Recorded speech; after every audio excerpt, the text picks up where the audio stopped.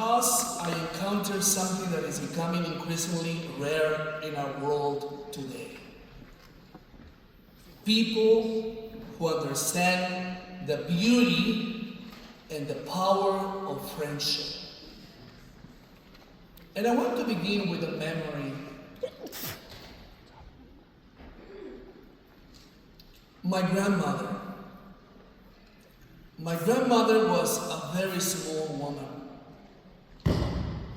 She was petite and slender, but physically small does not mean spiritually small. She possessed a strength that came from a deep faith. She was born around the year 1910 in the mountains in central Mexico. She lived through very difficult times. She knew poverty, she knew hunger, she knew what it meant to struggle for necessities of life. She lived through the Cristero War, a painful period of persecution and suffering for many Catholics in Mexico. Life tested her faith, but life never destroyed her faith. She never allowed suffering to take away her joy. She never allowed hardships to make her lose hope. Instead, she became a woman who carried the peace of Christ wherever she went. She knew how to be present. She knew how to listen. She knew how to love. She knew how to be a friend. My grandmother taught me many things. She taught me my prayers. She taught me the catechism. She taught me the stories of sacred scriptures. She answered my many questions about God. But before she ever taught me about the faith, she taught me something even more important. She taught me friendship.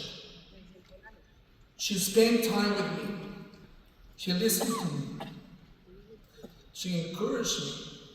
She believed in me. She made me feel loved. And through her love, I began to understand the love of God. Looking back today, I realized that before my grandmother taught me about Jesus, she showed me Jesus. Before she explained the gospel, she lived the gospel. Before she spoke about God's love, she gave me a small experience of God's love. And that is how evangelization often happens. People do not first encounter Christ because someone wins an argument with them. They do not first encounter Christ because something or someone gives them a perfect explanation. Many times people encounter Christ because someone loves them enough to walk with them.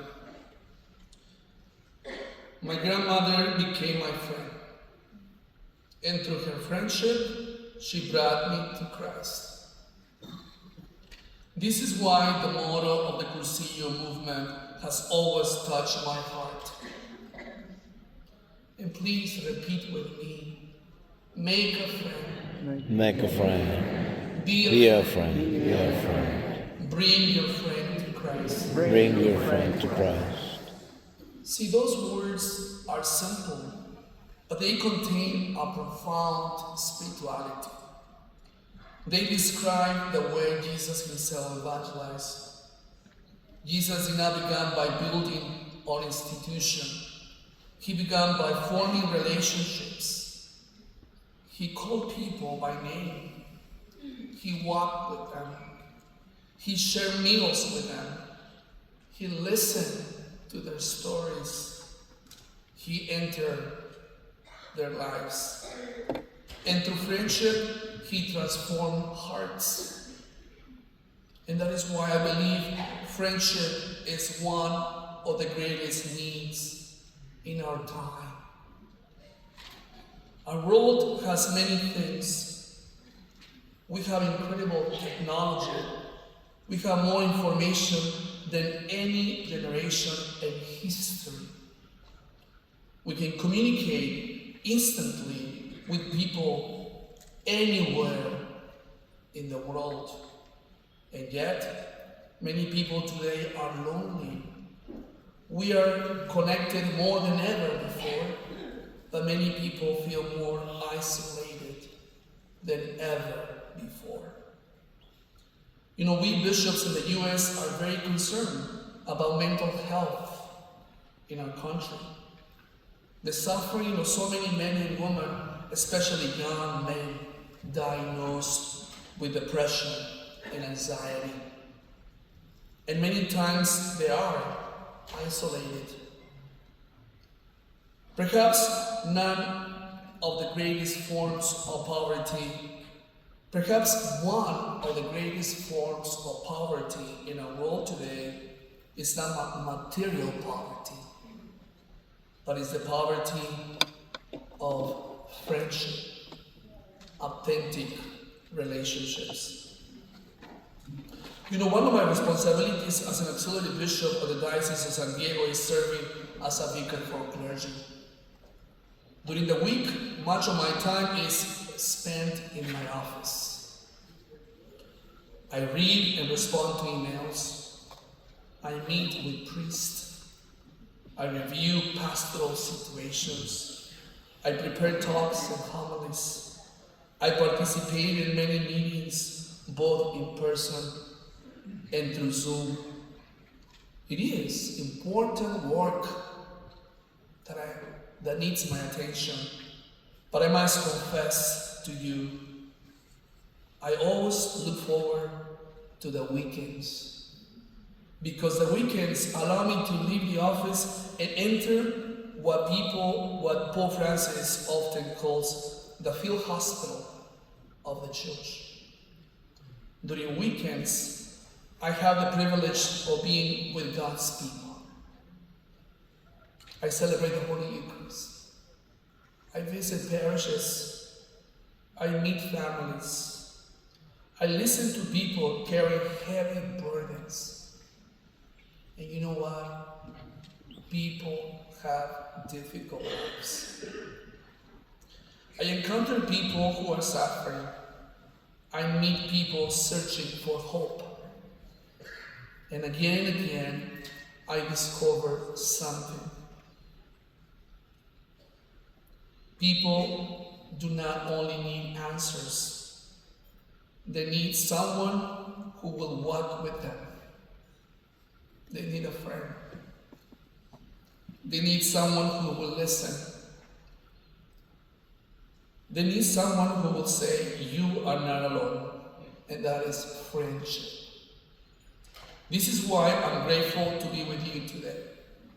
The Cursillos movement has understood for decades what many people are rediscovering today. The Christian faith is not simply communicated through information.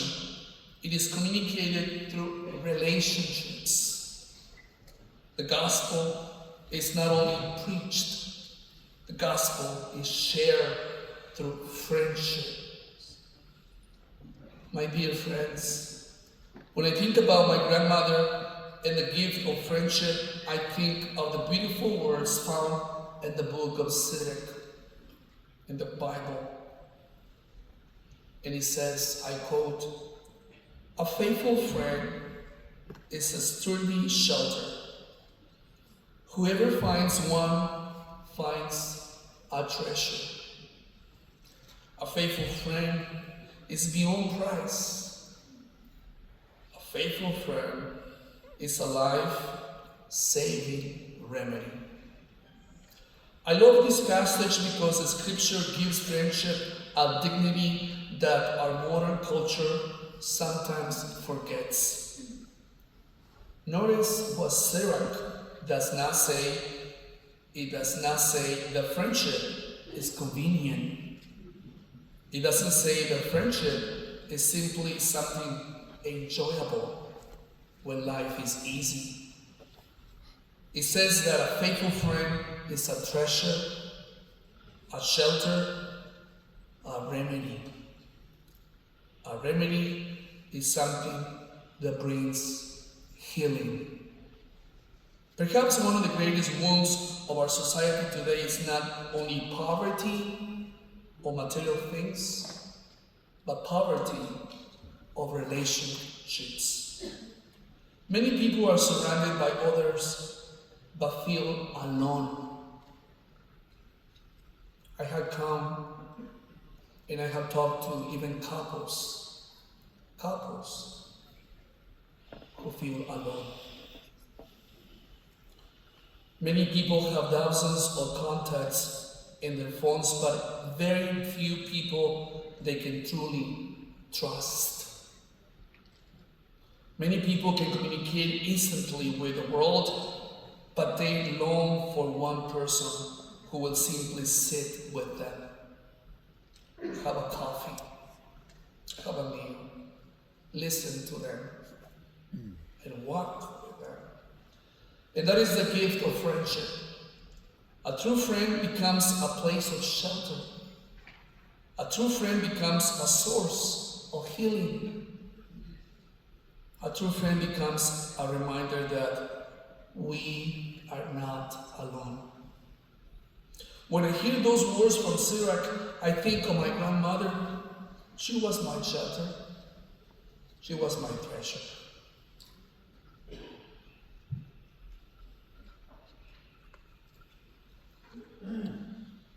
She was God's remedy in my life.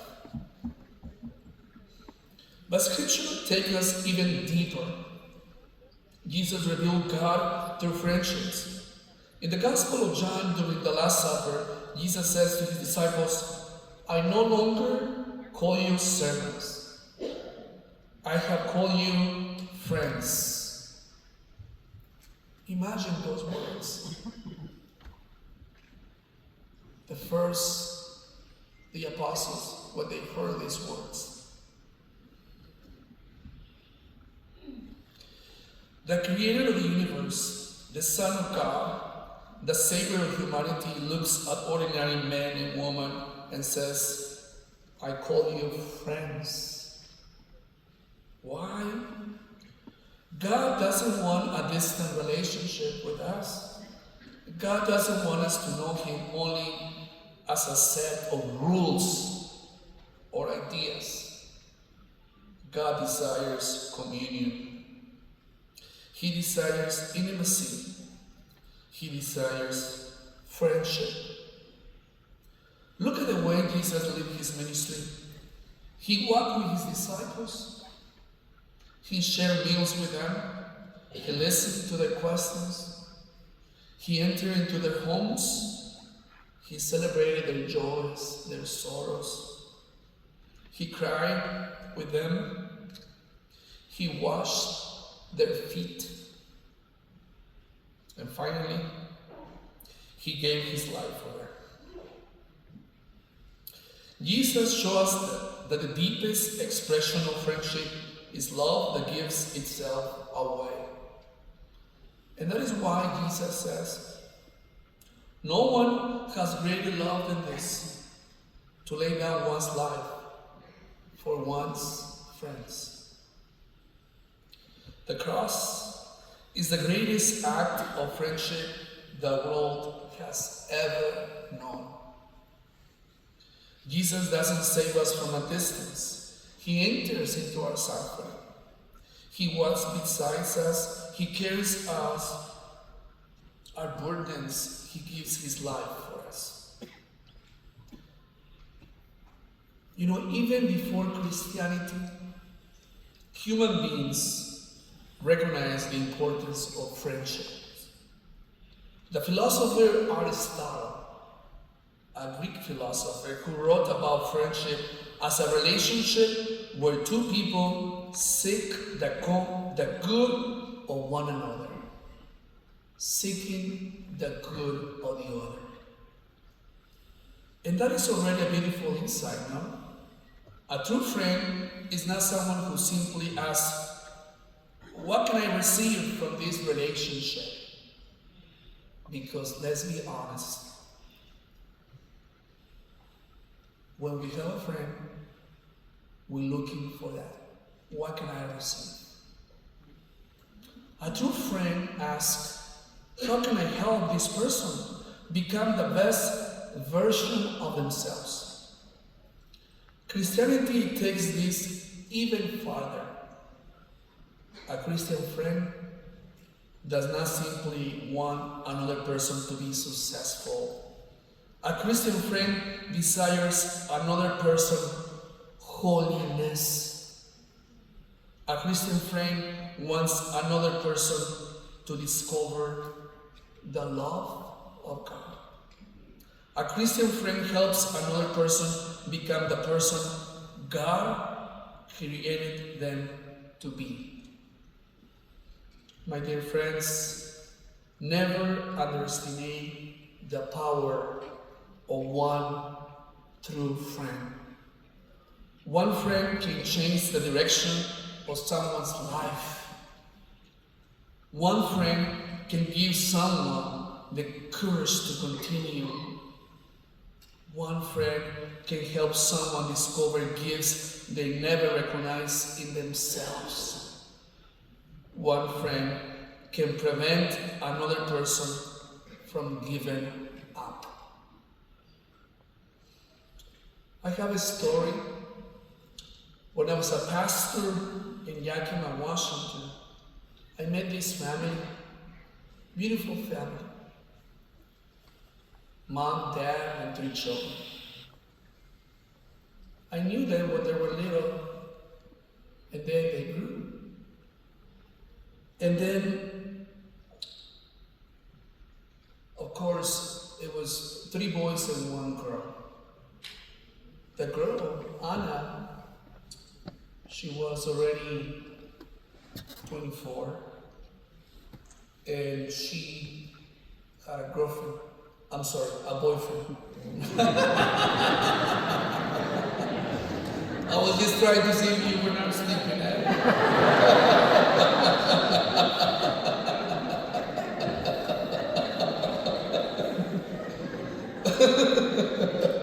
A boyfriend, okay? And then, so, we became friends, and I knew the family. They invited me for meals. And then the father was telling me this, that one day Anna brought her boyfriend to the house. And the boyfriend was kind of different. The father didn't like him at all. And then they were talking, and of course, the egos, and at the end of the conversation, father tells Anna, I'm not going to give you permission. You choose him or us. And then Anna didn't know what to do, and she looked at him, looked at the father, and she went to her room and got her clothes. And then the father says, you're going to leave without clothes. Well, not without clothes, but I mean, you know what I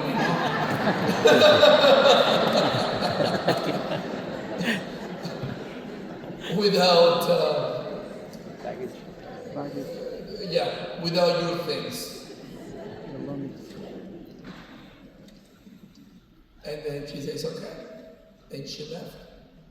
Imagine the anger that his father felt. He was furious. He was upset. He was filled with anger in his heart. He called one of his friends and says, I know you have a gun. I need it. a friend was a Cursilista. And the father of Anna, he was a Cursilista. So he went. He said, okay, come to my house. So he went to the house, and the friend said to him, let's go to the church and let's go to pray. Let's go to pray. Let's go pray. Thank God he listened to him. They went to pray. The two of them prayed before the Blessed Sacrament. After their prayer, he said, how do you feel? He said, I feel more at peace, thank you. And he just went home. He didn't do anything. You see how friendships can do so good to other people. This is why I believe the Cursillo movement has a profound message for our time. Because Cursillo has always understood that evangelization begins with friendship. The method is not first a program. The method is not first a strategy. The method is not first an activity. The method is a person. A person encountering another person. A person listening to another person. A person walking with another one. And introducing that person to Jesus Christ. That is the genius of the Cursillo. You do not begin by asking, how can we convince someone? You begin by asking, how can I love someone? How can I accompany this person? How can I become a friend? Perhaps that is why Jesus chose 12 apostles. He could have chosen an army. He could have created a political movement. He could have built a powerful organization. Instead, he chose 12 friends. He formed a community. He shared his life with them. He transformed them. And through that small community of friends, the gospel spread throughout the world. The early Christians did not change the Roman Empire because they had better technology. They did not change the world because they have more influence. They changed the world because people saw something different in them. They saw a community that loved. They saw people who cared for one another. They saw people who welcomed strangers. They saw people who forgave enemies. They saw people who lived differently, as the early Christians said. See how they love one another. Their friendship became their witness. Can they say that about us? Can they say that? My dear friends, I believe we are living in another important moment in history. Our world is changing rapidly. Technology is advancing every day. Artificial intelligence is becoming part of our daily lives. Even people like Elon Musk have said that AI will exceed human intelligence in about 5 years. There won't be anything AI cannot do better than humans.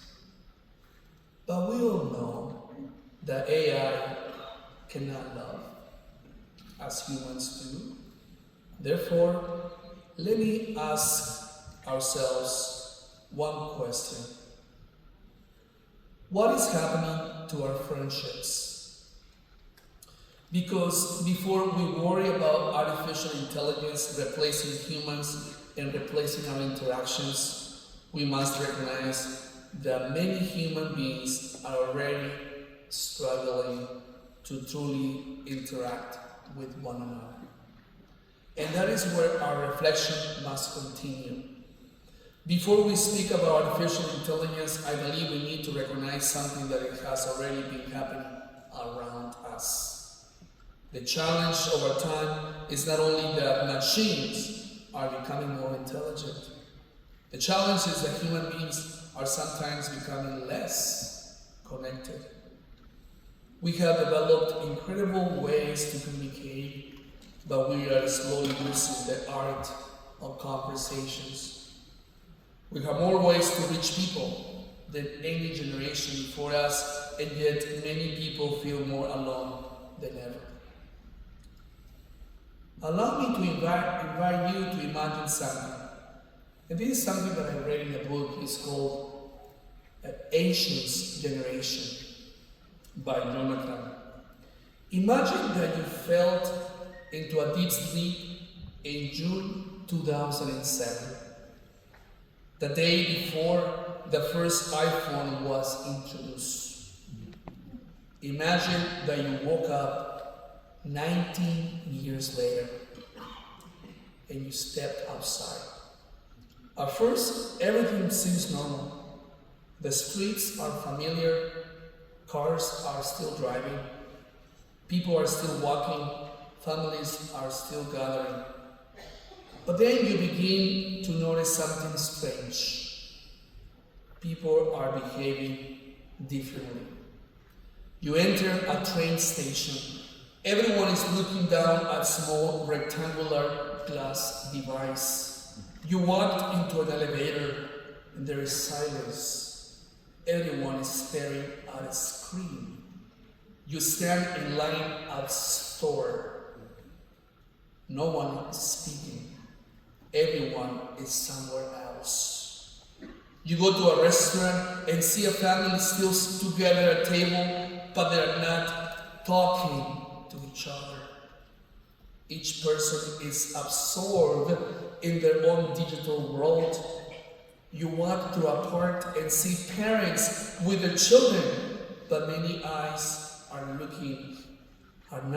looking at their children. They're looking at their phones.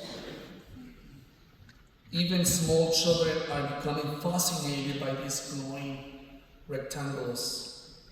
Then you notice something else. People appear to be talking to themselves. They're not crazy. Only later do you discover that they are speaking through a small device placed in their ears. If you have been asleep for 19 years, you might ask, what's going on? What happened to us? Now, I want to be clear. The problem is not the phone. I'm using the phone right now. The problem is not technology. I'm using technology right now. Technology is a gift. In fact, some of you are able to hear me in Spanish, right? Some of you are able to hear me in Vietnamese, right? In Korea? I don't know, but technology has helped humanity in extraordinary ways. It has allowed families separated by oceans to see one another. It has helped doctors save lives.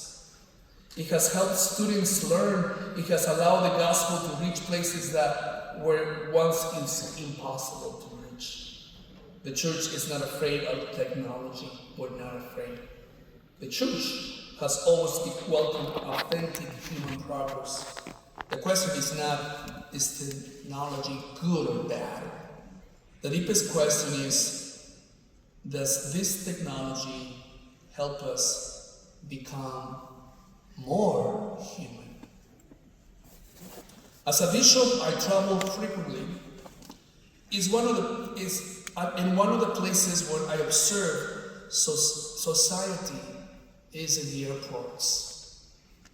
Airports are fascinating places because they bring together thousands of people from every walk of life and even from around the world. And sometimes I wonder, How many beautiful encounters have I missed? How many stories have I never heard? How many friendships never begun because I am so distracted in my phone answering emails to notice the person sitting next to me. You know, recently I experienced something personally that made me reflect more deeply. I was visiting my family in Washington State. My sisters were there. We were all happy. My nieces and nephews were there. Some, not all of them, you know. We were all together in a living room. It was a beautiful moment. We had made an effort to be together. I invited them to come to share a meal. But at one point, I look around the room. Everyone, even my mom, had a phone in their hand. Everyone, including me. No one was really talking. No one was asking questions. No one was sharing stories. We were physically together, but emotionally somewhere else. And I remember thinking, what's going on? What's happening to us? Even I got my phone and I threw it away. And my nieces and nephews were, what's going on, Uncle? Are you okay? Here we are. Here we were, people who love one another, gathered in that same room, and yet our attention was captured by people who were not even present. That moment stayed with me because it reminded me of something more important. The greatest danger of technology is not that it will make us less productive. The greatest danger is that it can slowly make us less present, even to us. We think about that this only happens to the youth. It happens to all of us. Human beings need presence. A child needs a parent who looks into their eyes. A spouse needs a spouse who listens. I know, man. I feel your pain. But we have to listen. I remember when I was in the parish, there was this lady. You know, you have always, in a parish, there's always a crazy lady. And then she came to the office and said, I heard Father Felipe on Sunday, his homily, and I want to talk to him. And I had a rule that I would speak with people 3 times and only 1 hour each time. So guess what? Every time I listened to her, it was for 1 hour. And at the end of the conversation, I looked at her and said, how are you doing? It's 1 hour. And she said, I'm doing good, Father. I feel so much better.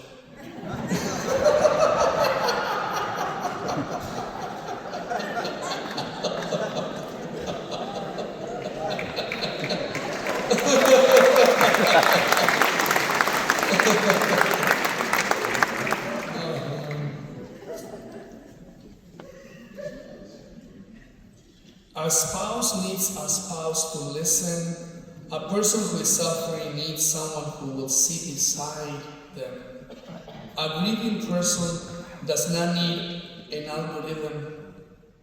They need a friend, someone who will say, I'm here.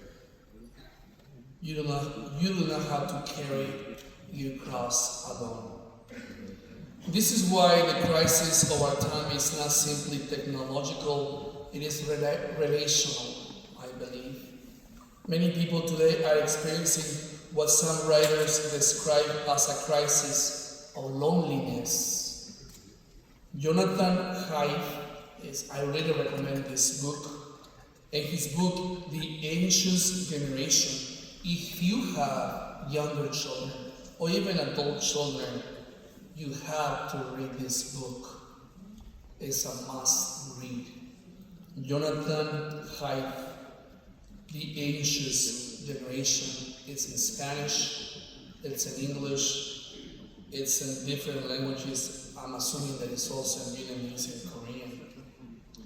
He reflects on how smartphones and social media have changed the way many people, especially young people, experience relationships, community, and daily life. His concern is not simply about devices. His concern is about what happens when digital experiences begin to replace human experiences. I don't know if you know about this, but your children are interacting with an AI girlfriend or boyfriend many times. I don't know, maybe your spouse is. I hope not. Yeah. That's the danger. His concern is about what happens when digital experiences begin to replace real human experiences. When virtual connections replaces personal encounters. When scrolling, it's made for us to go, and it happens to me also. The way I communicate with my family is through Facebook or Instagram, and sometimes I say to myself, I'm only gonna do it for 20 minutes. And guess what? It's 30 minutes, 40 minutes, sometimes 1 hour. Yes, it happens to all of us. When scrolling replaces conversations, when online approval replaces authentic belonging. My brothers and sisters, we were not created simply to exchange information. We were created for communion. From the beginning of creation, God said, it's not good for men to be alone. And He made a woman. That statement remains true today. Human beings need relationships. We need community. We need friendships. We need love. Because deep within every human heart, there is a desire to be known and loved. And that desire comes from God. This is why artificial intelligence raises such important questions, because artificial intelligence can do many remarkable things. It can process information, can analyze data, can produce answers, can imitate conversations. But the human person is more than information. The human person is more than efficiency. The human person is more than productivity.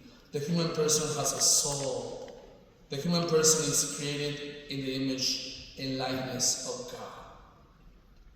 And what makes us more human is not simply what we know. It is our capacity to love. Do you know Antonio Banderas? El Zorro. At one point in my life, they called me Antonio Banderas.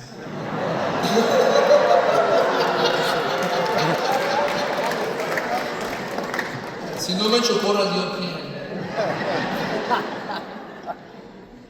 So, I don't know if you follow Pope Leo in Spain. He went there, people gravitated to him. A lot of people, wherever he went, they wanted to listen to him, see what he says. And one of these presentations with the Pope, Antonio Banderas, who is Catholic, gave a witness talk. And in that talk, it was so beautiful. In fact, if you go and Google it, not right now, maybe later. And you can, it's in YouTube, and it's 10 minutes, but it's a beautiful, beautiful talk. And he says that he said artificial intelligence is trying to steal the soul of our young people, manipulate them. It's trying to steal the soul of our young people. That's very true. As artificial intelligence continues to develop, how do we make sure that technology serves humanity rather than diminish humanity? How do we make sure that progress does not come at the cost of our human dignity? How do we make sure that in becoming more technological advanced, we do not become less human? And this is where the church has important voice. This is where the witness of Pope Leo the 13th and Pope Leo the 14th, our Pope today, and the wisdom of Catholic social teaching can guide us. When a Pope chooses a name, he's often pointing to a spiritual and pastoral vision. By choosing the name Leo, Pope Leo XIV connects himself to Pope Leo XIII, and one of the great social teachers of the Church. At the end of the 19th century, Pope Leo XIII faced a Rome experiencing another revolution.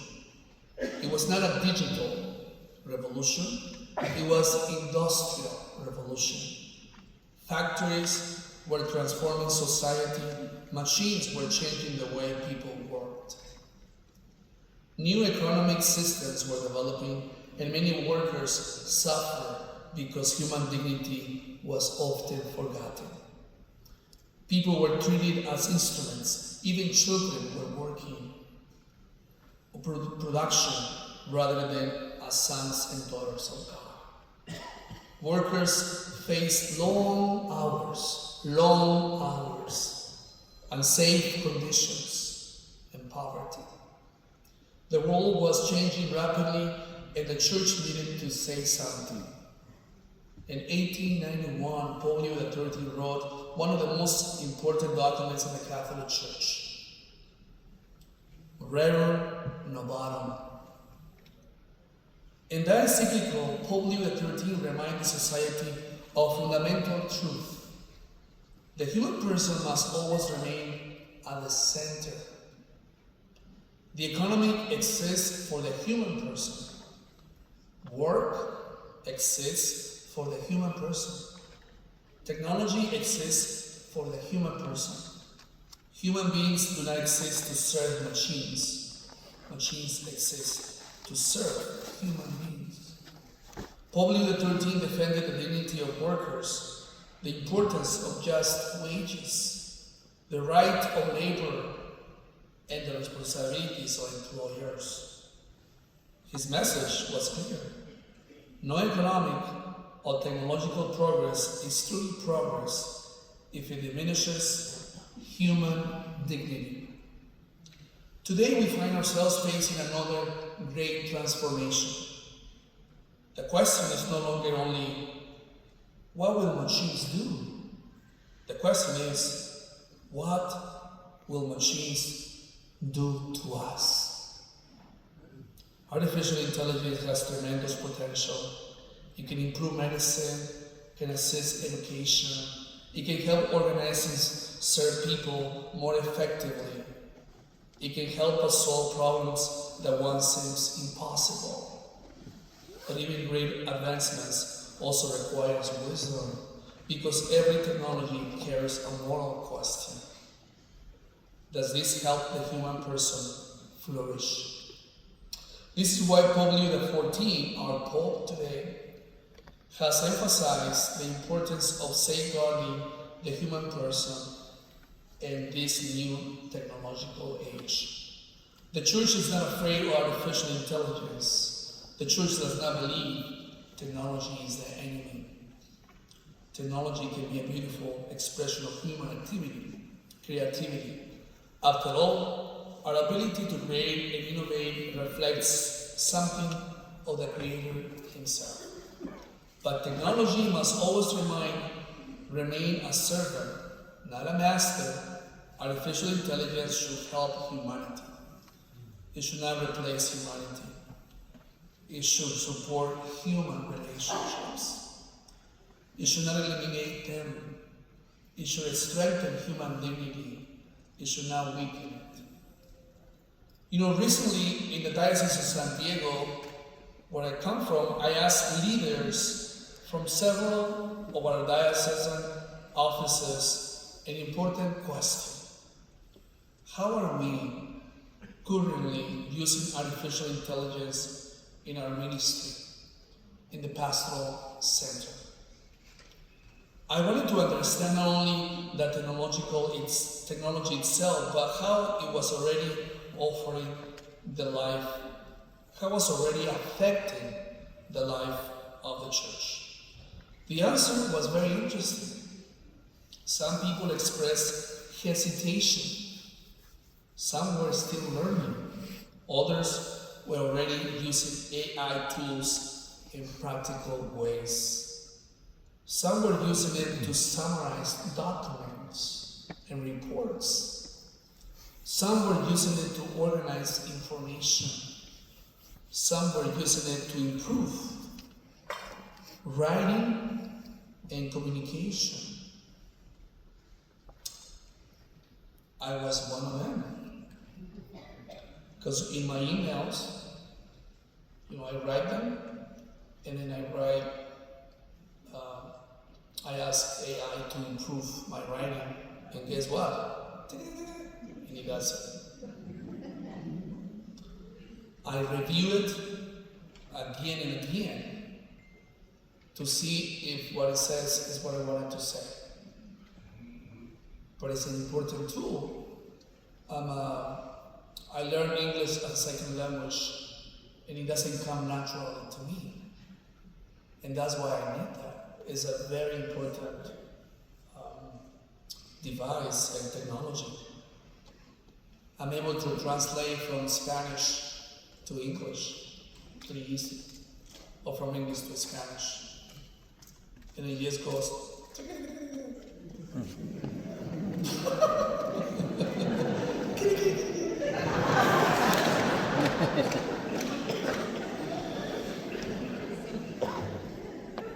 Some were using it in the office at the Pastoral Center in San Diego. Some also were using it to assist with research or presentations, catechetical materials, and planning. The reality is that artificial intelligence is already becoming part of our lives, part of our ministry. I don't know if Father Mark or any of the National Secretariat is using AI. Are you guys using it? Huh? Yes? And that is not a necessity, something to fear. The question is whether we use it wisely. One of the pioneers of artificial intelligence, Kai-Fu Lee, you know him? I don't know him either. But I think he's a friend of Bruce Lee. Has made an important observation. He explains that artificial intelligence has extraordinary abilities. It can process enormous amounts of information. It can recognize patterns. It can make decisions quickly in certain situations. It can perform tasks with incredible efficiency. But he also points out something essential. Artificial intelligence is not human intelligence. AI does not possess consciousness, self-awareness. It doesn't have a conscience. It does not have moral responsibility. It doesn't have compassion. It doesn't have love. And this distinction is extremely important. Let me give you an example. One of our priests by the name of Nathan, he left the priesthood. A very good man. And after 6 years, he came back. He wanted to come back to the ministry. And we talked to him and I said, well, you need to start from the beginning again. Go to a psych evaluation. You have to have a spiritual director. You have to have a mentor. You have to have a psychologist. And he agreed. So he did. So he discerned that he didn't want to come back. After 1 year, he discerned, he said, no, I'm not coming back. Thank you for accompanying me on this journey. Thank you for giving me a spiritual director, a mentor, and a psychologist. They really helped me. But one thing that he's doing, and there is a great need, he's going to the parks. He has a great gift of writing. It's not AI, it's him. And people come to him and they ask him to write them poems so they can give to their loved ones. It's a great need, no? They don't need a machine to write them poems. They need a person. It's interesting. And guess what? His business is doing really well. He goes to the park, he brings a typewriter, and he types. And then he gives a poem to the person, and they give him some money. He goes to weddings, and people come to him with a great need for interaction. Artificial intelligence may one day write a beautiful reflection, but it has never prayed. It can produce words about suffering, but it has never suffered. It can also describe compassion, but it has never loved. It can generate an image of a person crying, but it has never shed a tear. It can imitate conversations, but it cannot truly know another person's heart. Because friendship requires something that no machine can produce. Requires presence, requires sacrifice, compassion.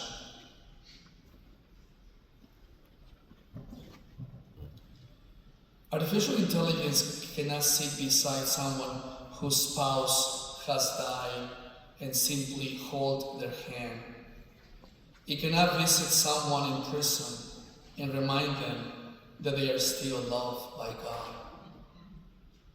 It cannot sit with a family receiving a difficulty medical diagnosis and say, we are here for you. It cannot celebrate the birth of a child. It cannot rejoice at the wedding. It cannot kneel beside someone and pray. These are not simple human activities, They're sacred human experiences. They're moments where we encounter the presence of God through another person.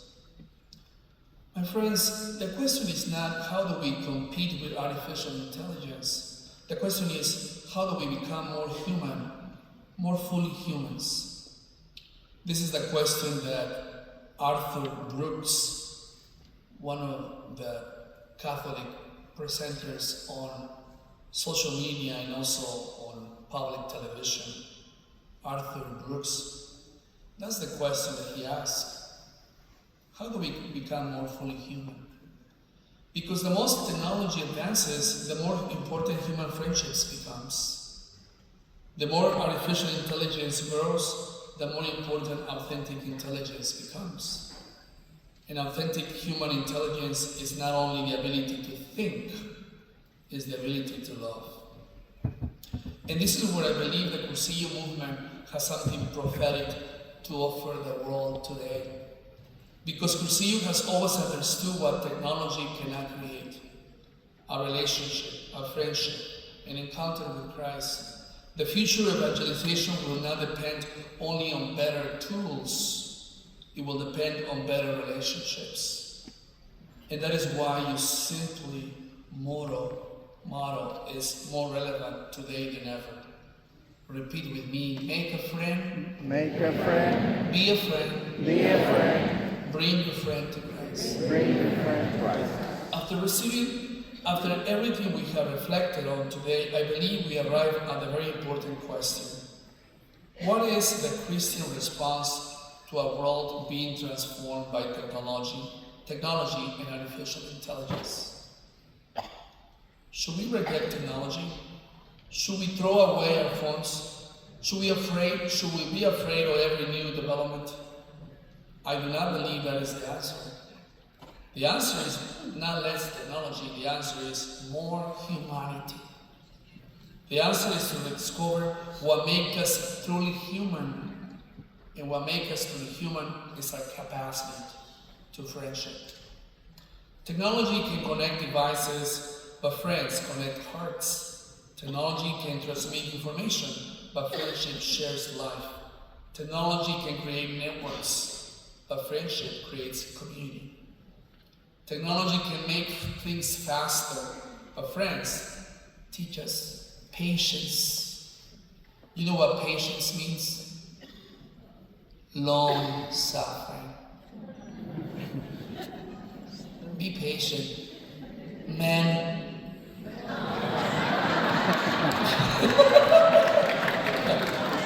Be patient with your wives. And also women, be patient with your men. Technology can imitate conversations, but friendships create communion.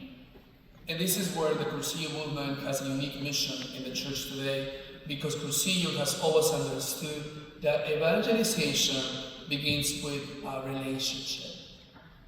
Before someone accepts a message, they often need to experience love. Before someone listens to our words about Christ, they need to see Christ reflected in our lives.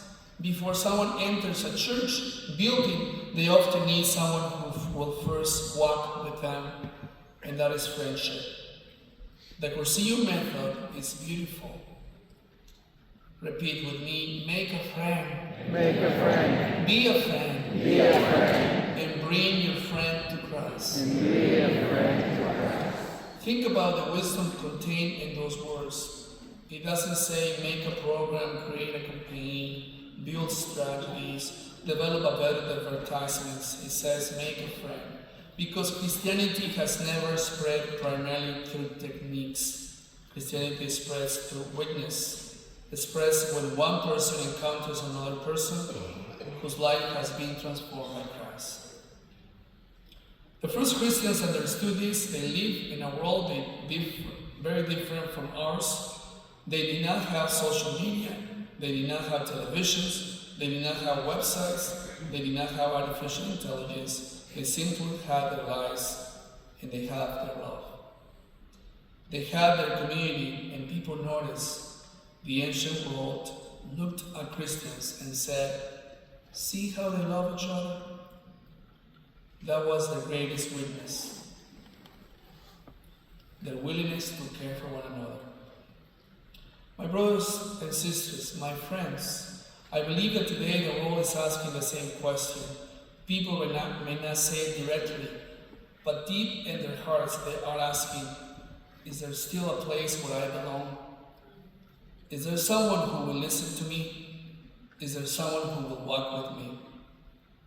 Is there someone who sees me not as a problem to solve, but as a person? And the church must answer, yes, you belong. You are loved. You are not alone. Christ walks with you, and we will walk with you.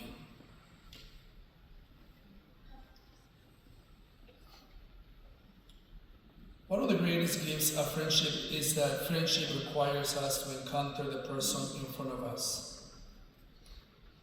Many of the problems in our society cannot be solved only through technology. They require conversations of the heart. They require listening, dialogue, and reconciliation. We cannot heal what we refuse to discuss. We cannot reconcile with people we refuse to see. We cannot love because people refuse to know. That is why friendship is so important. Friendship creates the space where hearts can meet.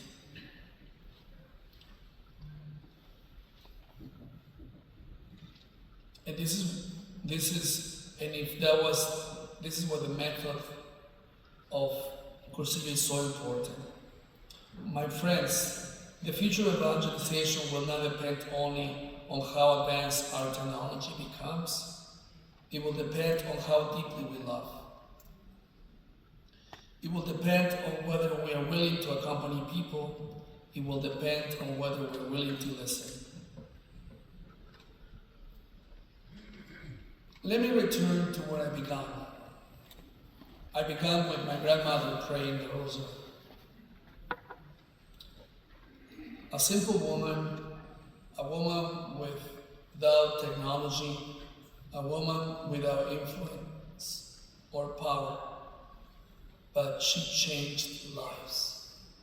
I really believe that because of my grandmother, in my family, we all baptized and we all Catholic. And believe me, we are many. And it was this petite, slender woman. Why? Because she knew how to love. She knew how to listen. She knew how to pray. She knew how to be a friend. She never imagined that her quiet life will shape the future of a young boy who will one day become a bishop. She never imagined that her simple acts of love will become a lesson about evangelization. But that is how God works. God often changes the world through ordinary people who love extraordinary. When I think about the future, I do not place my greatest hope in artificial intelligence. I place my hope in people like my grandmother. I place my hope in parents who teach their children to pray. I place my hope in grandparents who pass on the faith. I place my hope in priests who accompany the people, and deacons who live their lives in service to the church. I place my hope in Cursillos and all of you who make families, who make friends become friends, and bring their friends to Christ. My friends, perhaps history has never been changed primarily by machines. History has been changed by people, by saints, by missionaries, by mothers and fathers, by grandparents, by faithful friends, by ordinary men and women who allow Christ to work through their lives. And that is how the gospel spread in the first century, and I believe that is how the gospel will spread in the 21st century, through friendship. So today, as we face the challenges of artificial intelligence in a rapidly changing world, let us remember our mission. It's not complicated. It's not impossible, but profoundly powerful.